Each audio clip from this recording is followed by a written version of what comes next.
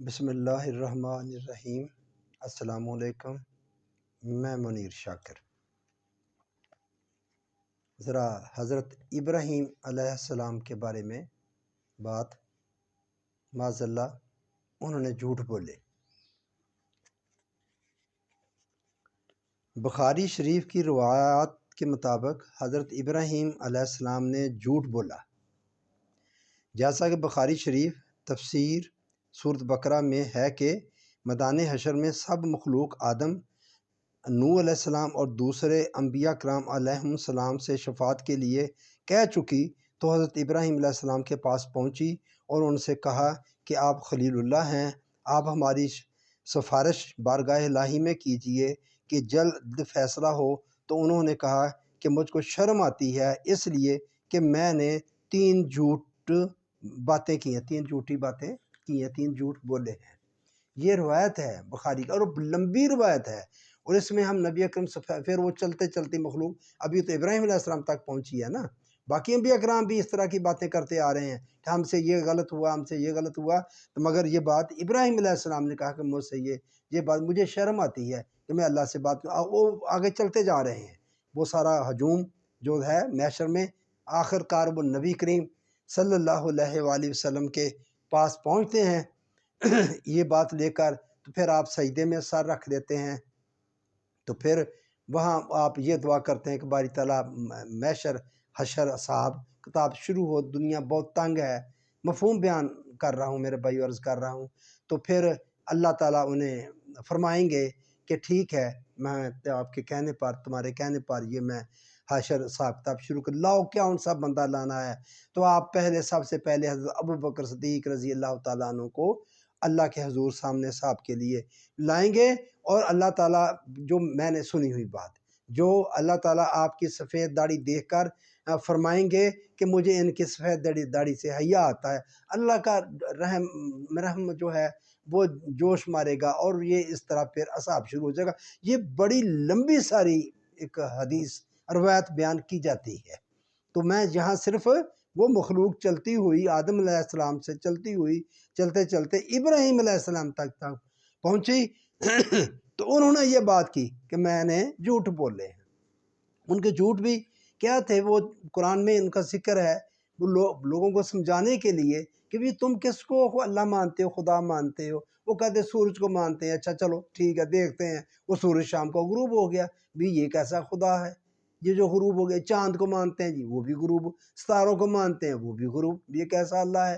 تو آپ دلیل سے ان کو بات سمجھانا چاہ رہے تھے، سمجھانے کے لیے انہوں نے کہا کہ چلیں ٹھیک ہے، تم یہ بات کہتے ہو تو چلیں ٹھیک، دیکھتے۔ ایک استاد اپنے شاگرد سمجھانے کے لیے بات انہوں نے جو بات کی، مگر نہیں، ہم نے اس کا کیا بات بیان کی ہے اس روایت میں، یہ روایت کی بات کروں، اور بخاری شریف کی ہے، صحیح ہے، ان میں شامل ہے، بخاری کی ہر حدیث صحیح ہے، کسی ایک پر بھی آپ شک کریں گے تو شاید کافر ہو جائیں گے۔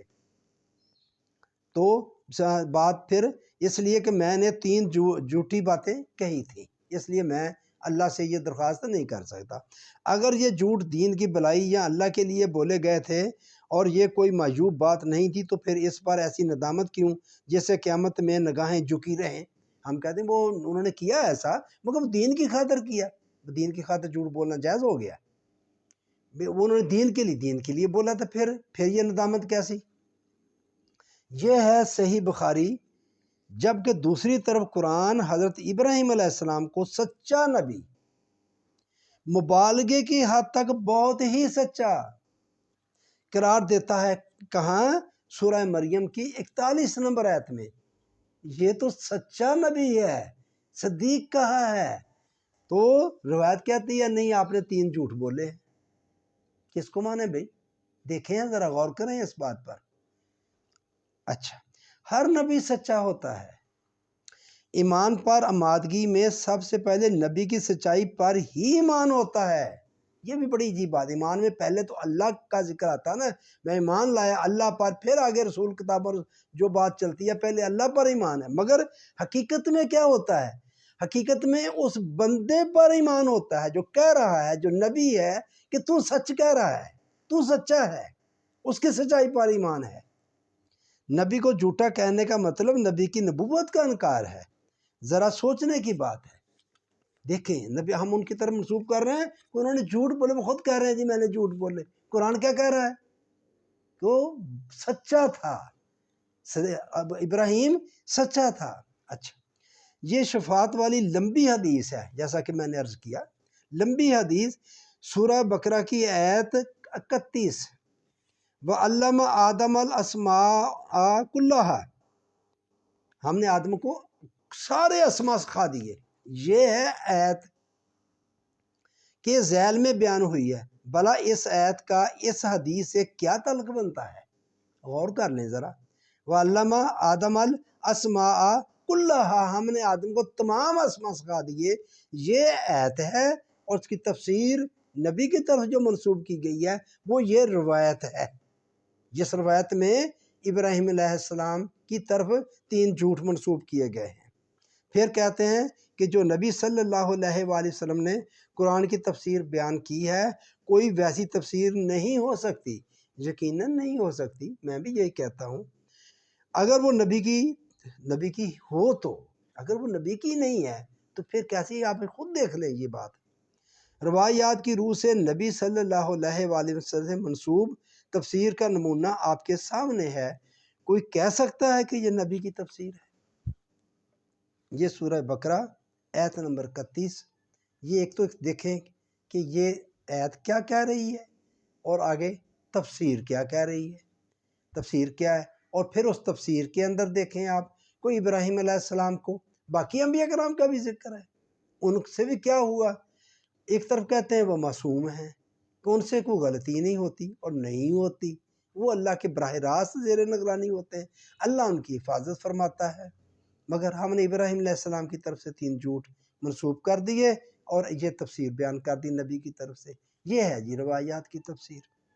بس یہی بات بھائیوں میں نے آپ سے کرنا تھی۔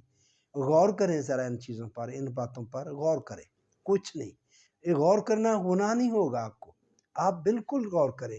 آپ کے ذہن میں اگر سوالات پیدا ہوتے ہیں تو آپ پوچھیں، علماء کرام سے پوچھیں، احترام سے پوچھیں، ادب سے پوچھیں، بٹھا کے اکیلے بیٹھ کے پوچھیں کہ حضور میرے ذہن میں یہ بات پیدا ہو رہی ہے، تو پھر یہ کیا ہے حقیقت میں، تو دیکھیں وہ کیا جواب دیتے ہیں۔ ان کا کام ہے کہ وہ لوگوں کی تشفی کرائیں، لڑے نہیں، جھگڑا نہیں کرنا۔ میں یہ نہیں کہہ رہا کہ آپ لوگوں سے ان سے آپ جھگڑا کریں، آپ ذرا پوچھیں، آپ خود بھی تو ذرا سوچیں، آپ خود ذرا پرکھیں ان چیزوں کو کہ یہ کیا ہیں، قصے کہانیاں، ان کی کیا حقیقت ہے جن پر ہم نے دین کو کھڑا کیا ہوا ہے۔ تو یہ بات میں صرف آپ سے سر دست کرنا چاہتا تھا۔ آپ کی مہربانی، آپ نے سنی تو آپ سے التماس ہے آپ میرے چینل کو سبسکرائب کیا کریں، لائک کیا کریں، شیئر کیا کریں، کمنٹس کیا کریں۔ آپ کا شکریہ۔